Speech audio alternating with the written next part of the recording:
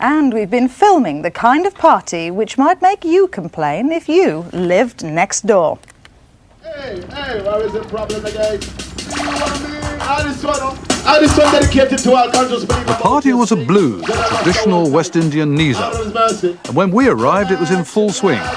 60 people were crammed into a one-bedroom ground floor flat in Handsworth, Birmingham, and the building vibrated to the beat of the music. The organiser and DJ is Errol Bailey, who's a prominent Rastafarian and community worker in the area. Parties like this one are often a source of friction between neighbours. They can last for several days and sometimes trigger off rows with strong racial undertones.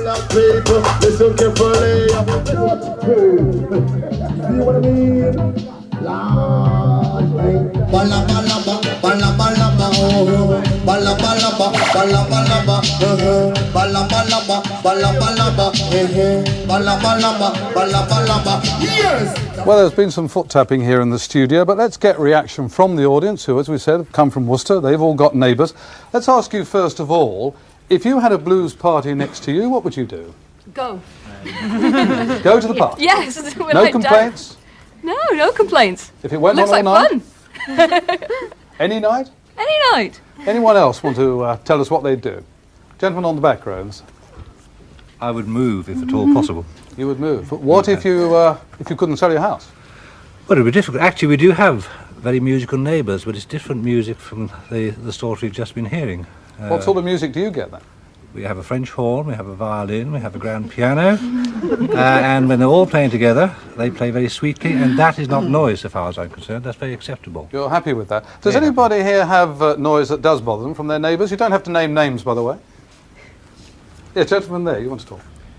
Well, only that I noticed that all the people at that party were black. I wonder if they invited the neighbours, and perhaps this might solve the problem slightly. Yes. Right. In fact, yes, here you also. Let's ask them that. In fact, Errol Bailey, in the third row there, you do in fact organise these parties, don't you? Do you invite the neighbours? Yes, of course.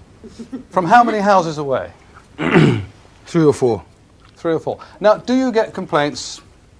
Well, it varies. I mean, sometimes you're in a neighbourhood and the people complain. Sometimes they're all for it. It just depends where the party happens to be. What sort of complaints do you get? Is it the volume of the sound, or is it the fact that some of these parties go on more than a day, 2 or 3 days? No, there's complaints like car parking, people noisy coming and going, really? Yeah, coming and going, because most of the noise is out on the street with the cars going. Well, doesn't it bother you that this may disturb other people? Yes, but there's no other alternative. Why not? Money, of course. I mean, what we need is premises. Everybody would like to, if they're going to keep a party, they hire a big club for £250 a night or something like that. Then the question going to come, where are we going to get £250 a night from to go and hire a man's club so that we can keep a party in there? Any of the rest of your colleagues want to come in this? I gather most of you are DJs, aren't you? And you organise parties in various parts of Birmingham? Well, you want to justify having these noisy parties? Because a lot of people think they are. Well, I'm a DJ for a sound called King Alive. We've been going on now for quite a number of years. And for the noisy parties, you see, with people, or our people, we like all-night entertainment. It's for our upbringing. When we've been brought up listening to music, our fathers, our mothers used to go to parties, we know about it.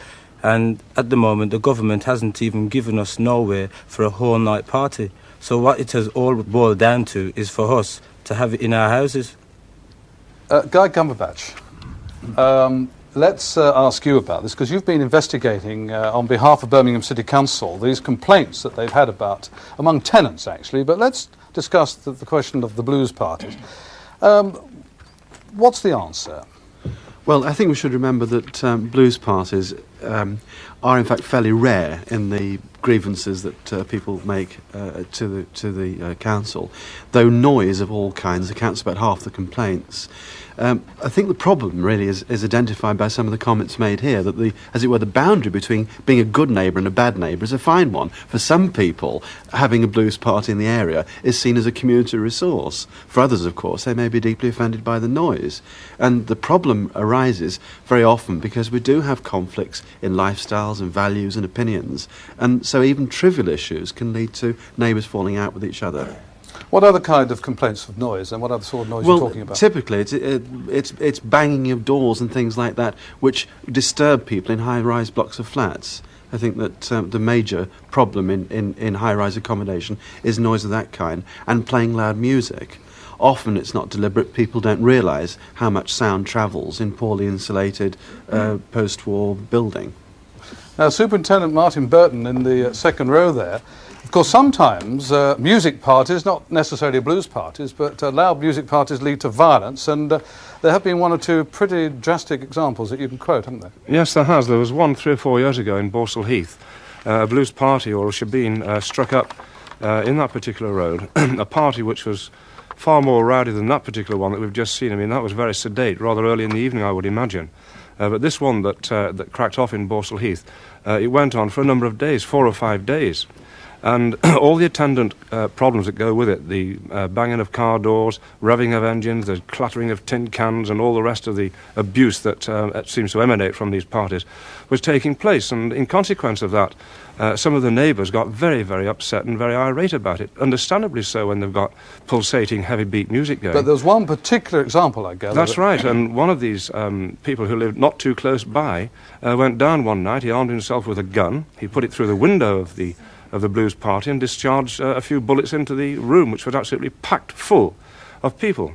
Unfortunately, somebody did die as a result of this, and he appeared before the court and was convicted of manslaughter. So that's the absolute extreme, that's the ultimate. I mean, other people managed to cope with them. Perhaps, Jonathan Gosling, you're pioneering a conciliation service in London, and you're mediating, your team, I understand, are mediating in cases like this.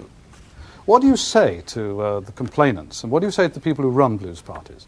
Well, it's not my job to say to somebody, stop it or start it. We're just a group of volunteers who happen to live in the area. But what we're saying is that the kind of areas we live in are made up of lots of different people with lots of different lifestyles and ways of going about things. For a long time, I think we've assumed that we all knew what a good neighbour was. We never even had to question what a good neighbour was. You say, well, it's neighbourliness, isn't it? And you could, nudge the person next to you and say, yeah, we all know what it is. But we don't know what it is now. We all come from such different backgrounds, such different expectations. There's a need to somehow begin to discuss, well, what's possible and what isn't. And I'm sure within any community, there are halls, there are facilities for people to have parties. If I want to have a wedding, I can go down to somewhere to have it. And if I can't afford it myself, some people will help me, or I can get a loan. There must be facilities, there must be resources around in every community to allow people who want to have a party to find a decent place to have it. They're having problems behind you. There should be, I agree with that, but there ain't.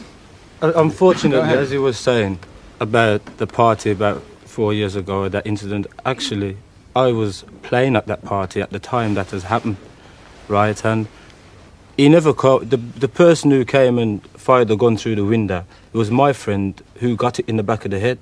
Right, I was actually playing there, I know exactly what was going on. And wouldn't it be easier for him to come and knock the door and say, well, excuse me, could you turn down the noise? And we could just talk to him and negotiate that way. There was no way for him to go and arm up himself, come with a gun and shoot innocent people. OK, well, look, that's an extreme case. We won't go into that any further, and we're obviously not got to solve the problem, but certainly give us plenty to think about.